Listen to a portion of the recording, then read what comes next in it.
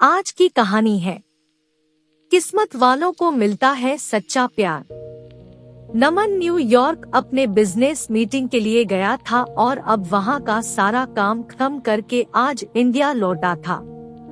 नमन Mumbai airport पर इंतजार कर रहा था अपने ड्राइवर का, क्योंकि उसके ड्राइवर ने बोला था कि वो एयरपोर्ट पिक करने के लिए आने वाला है। काफी टाइम हो गया था लेकिन वो नहीं आया और ना ही उसका कॉल लग रहा था। कुछ देर बाद नमन का फोन भी स्विच ऑफ हो गया क्योंकि चार्ज नहीं था। इंतजार करते करते बहुत टाइम हो गया था तो नमन ने सोचा कि वो टैक्सी से ही चला जाए। फिर वो अपना सारा सामान लेकर एयरपोर्ट से बाहर निकला और टैक्सी की राह देख रहा था कि कोई आए।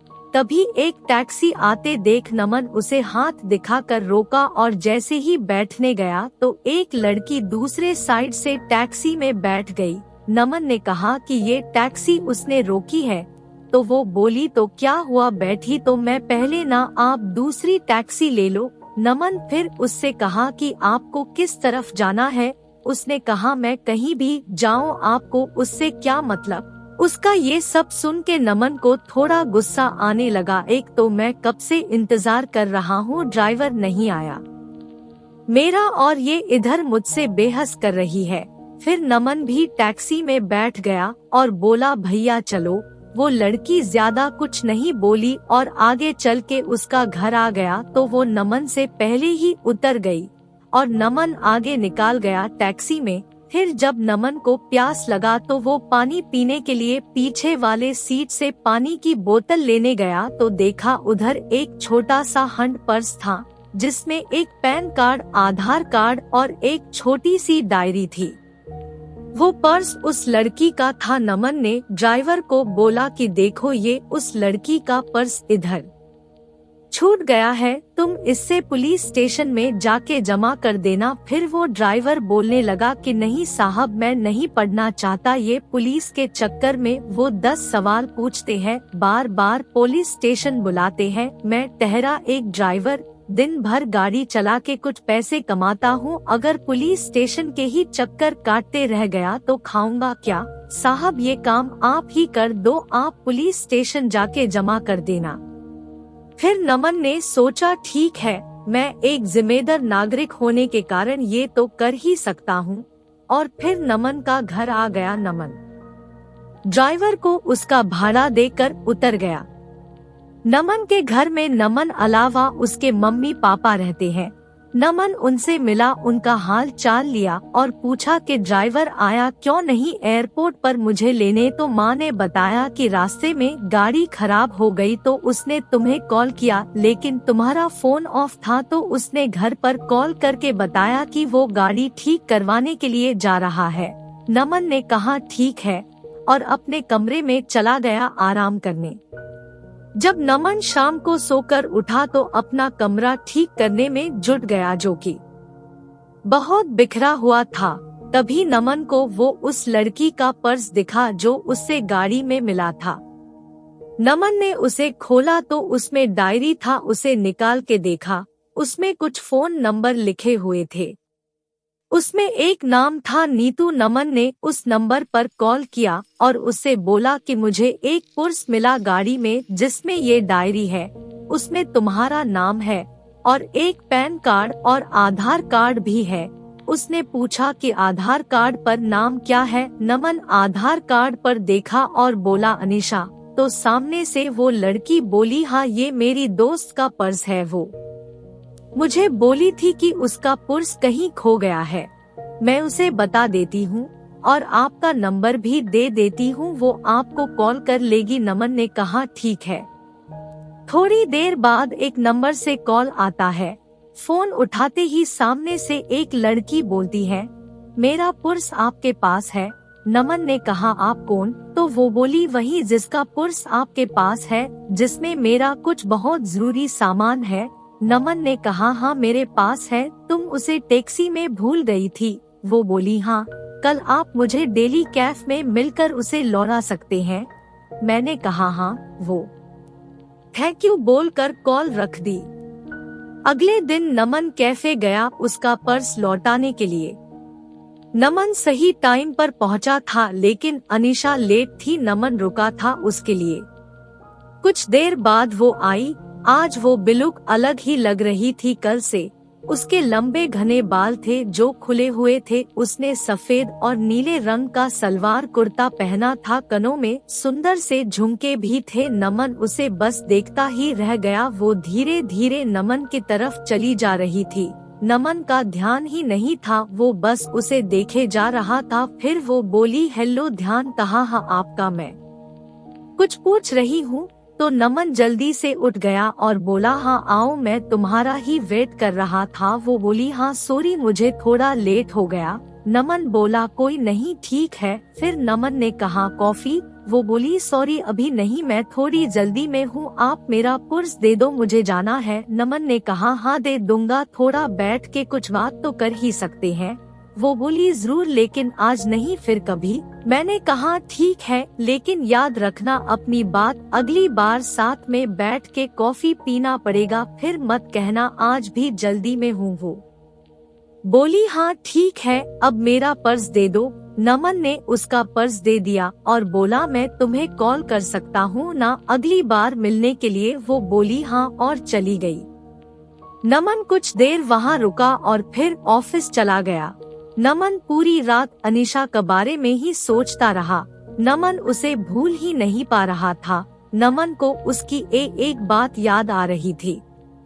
अगले दिन नमन के कुछ दोस्त मिले और वो उसे बोलने लगे कि चल आज पार्टी करते हैं, बहुत दिन हो गए हैं, हम दोस्तों ने साथ में पार्टी नहीं किया है। नमन ने कहा, ठीक है, सब चल रहे हैं तो मैं भी चलता हूँ। फिर वो 5 दोस्त एक क्लब में गए। सब वहाँ बहुत नाचे साथ में, फिर थोड़ा ड्रिंक भी किया। तभी नमन की नजर एक लड़की पर गई जो लगातार बहुत ड्रिंक कर रही थी। नमन ने ध्यान से देखा तो वो और कोई नहीं, अनीशा थी। आज वो बहुत ही अलग लग रही थी। कहाँ उस दिन जब वो नमन से मिली थी तो सलवार कुर्ते में आई थी और आज वो शॉर्ट स्कर्ट और टॉप में है और ड्रिंक कर रही है। नमन तो बिल्कुल ही चौंक गया उसे देखकर। नमन उसके पास जा ही रहा था उससे बात करने के लिए कि तब तक उसके दोस्त उसका हाथ पकड़ा कर डांस करने के लिए लेकर गए। नमन की नजर अनीशा पर ही थी, लेकिन थोड़ी ही देर में वो वहाँ से कहीं चली गई। घर जाकर नमन उसे कॉल किया, वो कॉल भी नहीं उठा रही थी। नमन उसे बहुत बार कॉल किया, लेकिन उसने नमन का एक भी कॉल का जवाब नहीं दिया। अगले दिन फिर नमन उसी टाइम पर क्लब गया ताकि अगर वो आज आई तो वो उधर ही उससे पूछ लेगा। नमन अंदर जाकर वेट कर रहा था, लेकिन वो नहीं आई आज। फिर नमन ने उसे कॉल किया। इस बार उसने कॉल उठाया। कॉल उठाते ही नमन उससे पूछा, कहाँ हो तुम? वो बोली, क्यों, क्या हुआ? मैंने उससे बोला कि कल मैंने तुम्हें क्लब में देखा था, तुम हद से ज्यादा ड्रिंक कर रही थी, क्या हुआ है? तुम्हें कोई किसी बात का टेंशन है क्या? वो बोली, नहीं, और कॉल कट कर दी। नमन फिर उसे कॉल लगाया तो उसने कॉल नहीं उठाया। इस बार नमन वहाँ से घर चला गया। घर आकर उसने अनीशा को मैसेज किया कि अगर तुम्हें कोई किसी बात का टेंशन है तो मुझे बता सकती हो। उसका कोई रिप्लाई नहीं आया। 2-3 दिन हो चुके थे, अभी तक अनीशा ने कुछ नहीं कहा था। नमन फिर अनीशा को कॉल किया। उसने कॉल उठाया। नमन ने बड़े आराम से बोला कि तुमने कुछ रिप्लाई नहीं दिया मेरे मैसेज का। वो चुप ही थी। नमन ने फिर बोला, ऐसे चुप नहीं रहो, कुछ बोलो, कुछ परेशानी हो तो बताओ, मैं तुम्हारी मदद कर सकता हूँ। फिर नमन ने कहा, अच्छा चलो कल उसी कैफे में मिलो, तुम्हारा काफी बाकी है एक मुझ पे। वो हाँ ठीक है बोलकर कॉल रख दी। नमन बड़ी बेचैनी से कल का इंतजार कर रहा था। अगले दिन वो सुबह सुबह उठा, अच्छे से तैयार होकर अनीशा से मिलने के लिए निकला। आज नमन खुद टाइम से पहले आकर इंतजार कर रहा था।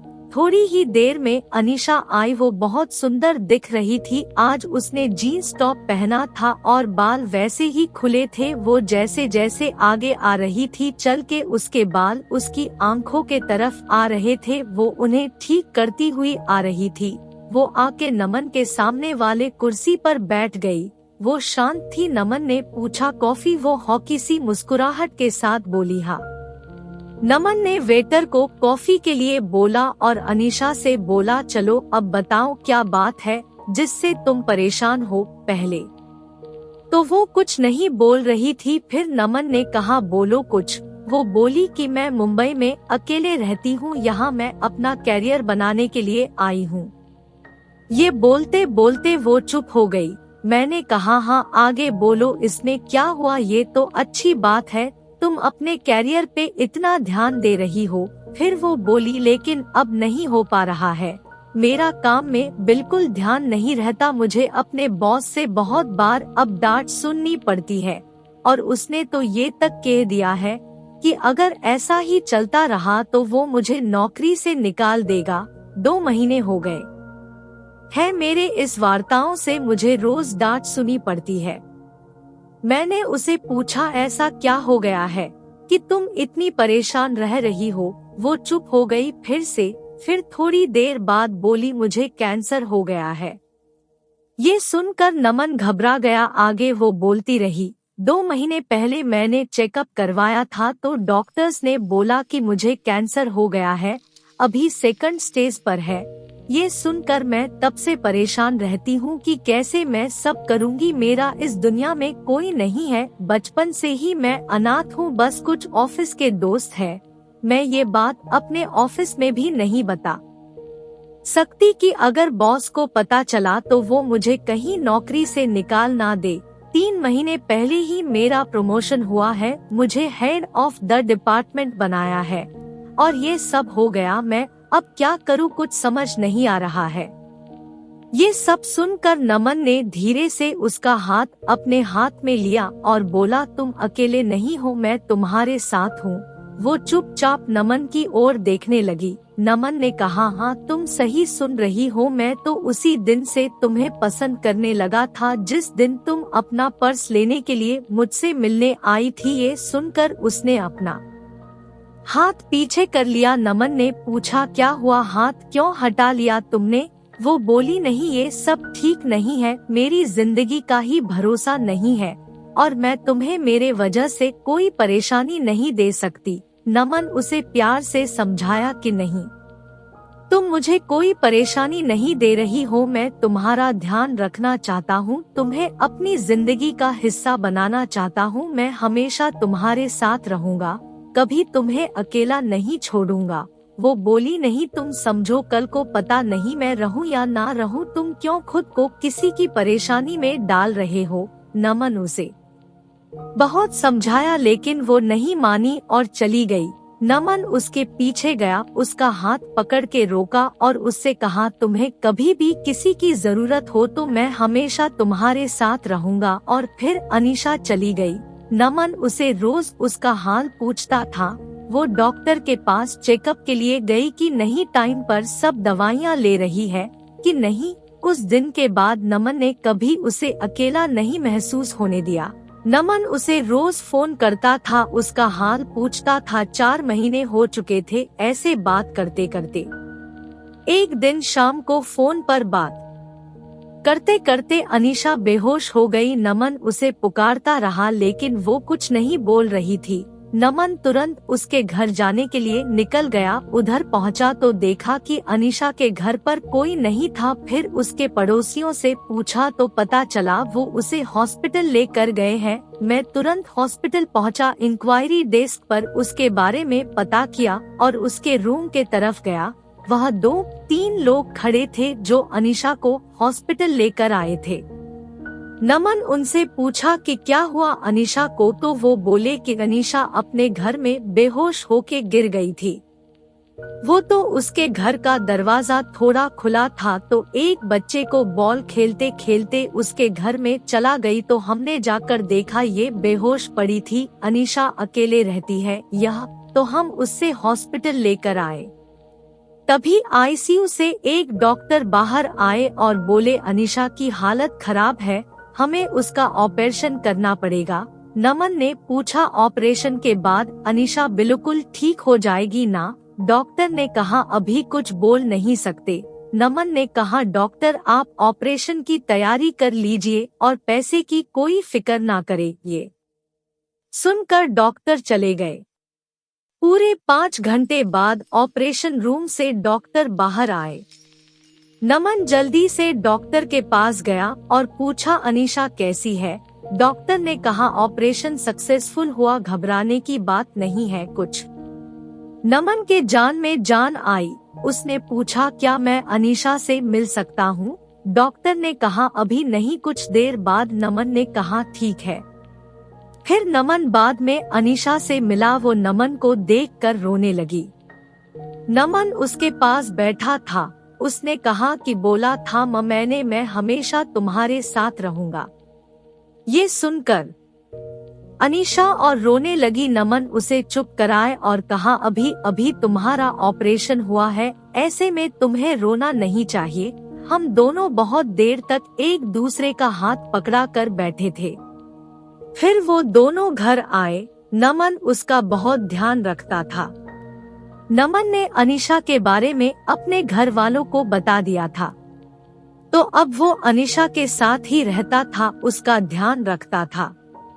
जब अनीशा पूरी तरह से ठीक हो गई, तब दोनों ने शादी कर ली और हमेशा के लिए दोनों एक साथ हो गए। Thank you for watching. Please like, subscribe and share.